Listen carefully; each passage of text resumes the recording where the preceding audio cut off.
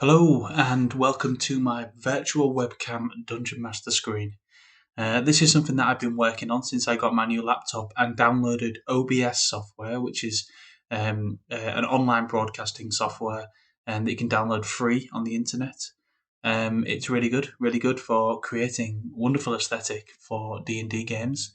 A lot of people use this for streaming games online, such as like Twitch and YouTube. I won't be using it for streaming, well, not yet anyway. I don't know if I'm going to go that far yet. However, I am going to be using it to create an aesthetic for my players. So when we play online, it kind of gives us a little bit more immersion. So what you're looking at right now on the screen is my main page. So it's supposed to sort of give off that feel that we're in a tavern. I've created this whole sort of like backdrop that you can see behind me. I created in PowerPoint. I wanted it to kind of give that tavern-esque feel with the torch and like the wood paneling. So it just kind of give it a bit, a bit of immersion there, a bit thematic for what we're going for. The two what you can see up here, the two picture frames, they're there for, I can share pictures on there. That might be just to create, a bit of immersion there with maybe pictures of drunkards in a bar or something. It might be a picture of the main NPC that they're talking to. It might be a picture of the monster that they're fighting at the time. So, for example, I know it's a real bland example, but they might be fighting a bandit. So I might say, describe the bandit to them, and this is what it looks like. They might be out in the wilderness, and they might be heading off against a mean old wolf. I know, like I said, bland example. I could have put something a little bit better on there, but I just thought I'd chuck something off there. So I can share pictures of the monsters that they're fighting up against. I could also share pictures of maybe holy symbols, buildings that they're going into. That I might describe a puzzle to them, which I can share on here, or I could share on another page. I'll go into that in a minute. As you can see down in this corner, I've got a picture of my world map. It's not very big. Players can't see it. But if I go over to here, there we go. Hey, we have a much larger version of the world map. So you can see sort of like all the different areas. I can say if you're going for a long travel, you might go across the resting sea, into the dire depths and down towards Lupercalia to continue your adventures. Although, I might talk about going further inland. Although you can't really see what's going on there, even if you have got it on a bigger screen. So I might share the local area. This is where my players are at the moment in our campaign. Just for a little bit of clarity, this is a homebrew campaign set in a world of the world of Lycos, which is a shared world that myself and a few other dungeon masters have created, and I've created the continent of Arcalia, where I am running my game. The players are currently about 35 miles west of Rilborn, heading down the banks of the Loosewood Brook in search of a cure for a disease that is running rampant. Sounds familiar. I wonder where I got my inspiration from.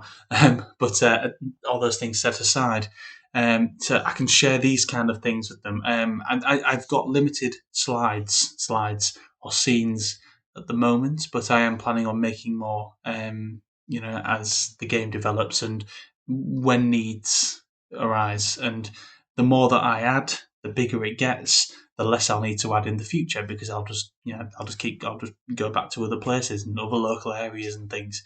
I do plan on. I haven't done it yet, but I do plan on making a town map for Rilborn and Thistenhorn and maybe Bessemholt. I don't know if the players are probably going to end up there, so I'll have a town map for those as well, in which I will we'll put them in here and it'll have notable areas. It'll have key places such as shops, markets, the blacksmith, I don't know, the town hall, and other different places of interest on there that they can go and visit.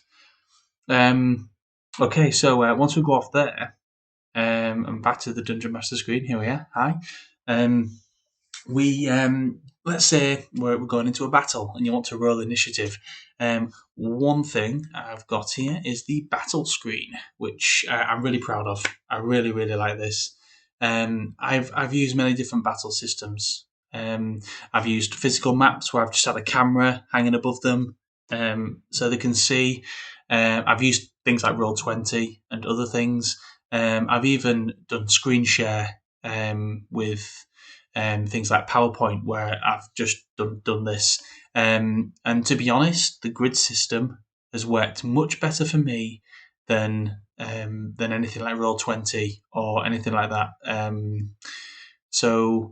Only because not everyone has access to Roll20, and with all the devices and stuff, and even when people do have access to Roll20, it can be very clunky, very slow, which can take you right out of the immersion of the game. So I prefer the grid system. So on here, you're probably thinking, well, where are all the counters? Well, here we are. We roll initiative, and I add the players' names to the initiative tracker. So let's say this is the initiative order. It might not be. They might have a different initiative order. I can move these around as freely as I want. Obviously, there might be monsters in there or enemies. It might not necessarily be monsters or enemies. I can add those in there as well. It can be pretty simple. I can literally just I can duplicate one of my things. I can move it. I can change the name of it to Bandit. And then I can change the color. I'll make it. Let's make it red. There you go. And oh, hang on. Where are they? They're not on the map. Oh yes. Well, we can add them to the map with their counters, and each counter has a colour that represents it. The bandit there is highlighted in red, red for enemy. I can add him to the map, and he is red on the initiative tracker as well. I can have multiple villains. I could put bandit 1, bandit 2, and I could label them with a number on the counter. And you'll also notice that my players also have a colour next to them as well. So I can put those on the map, and they know what their colour is as well. I do like to create artwork for my players. I just haven't had the time to draw my players' characters yet. But anybody fancies drawing the characters for me, I would love that. That would be amazing. Not that I'm saying that you have to do that. I'll probably get around to it eventually. So yeah, that's basically my battle map system. I can even put effects on here. So, for example, Korvax has been poisoned. I can put a P next to his name, or if he's asleep, I can put maybe put a few Z's next to his name, to say that to show that they've got those effects on them. It's really that simple. And the fact that we've got the grid on there, the X and Y axis, the coordinate system really works. The players just tell me what coordinates they want to go to, and I move them. And it's really simple. It means that we'd have to faff around with shared computers and shared systems and things being all clunky and laggy. I can just do it, and it works really, really well. So yeah, that's pretty much it. Head back to my DM screen. There we are. I can reset everything. I can take these pictures away, and yeah, there you go. That's pretty much my system. If you enjoyed this, let me know. If there's anything that you really, really like about it, you want to sing about, go for it. Mention it in the comments. If there's anything that you think I could add to this, then yeah, let me know. I'd love to hear feedback on how I can make this better.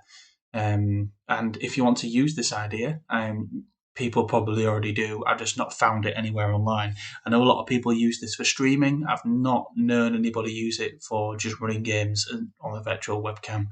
But obviously, there might not be enough evidence online of that. I don't know. But yeah, thank you for watching. And I know one thing that people might mention, and you might think, well, what about a dice roller? I'm a very trusting dungeon master. I let my players roll physical dice. There is nothing better than rolling physical dice, and I trust my players with what they tell me. I have thought about dice rollers. I've seen shared dice rollers online that I could quite easily add into this. But yeah, personally, I like rolling my own dice, and so do my players. So that's what we do with that.